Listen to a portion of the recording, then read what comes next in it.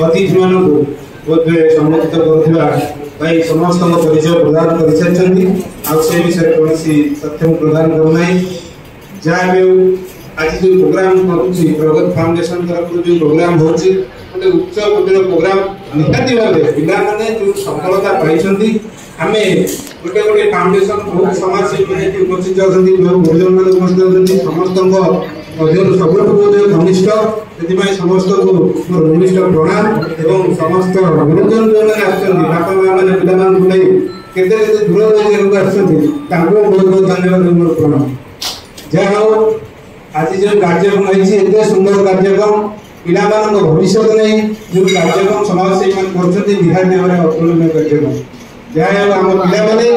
एते भल मार्क रखने जो 10 वर्ष प्रयास गोटे वर्ष प्रयास नुहे प्रथम श्रेणी 10वीं पर्यंत से गाइडेंस से भल भाव निजक तैयार कर आज ये उपस्थित से बोधे गोटे स्कूल 100-300 पिला गोटे एरिया भर बसती गोटे घर भर बसती किंतु गोटे गोटे स्कूल आज मात्र आम 14-15 जन डाकी बोधे तुम्हें मैंने सब बेस्ट हो सारी सफलता बजाय रखा और सफलता पाइबा देख अलग जिन चाणक्य कहते सफलता पाइगला से जिन को धरी बसले पुणी आम विफलता गति करवा कारण आम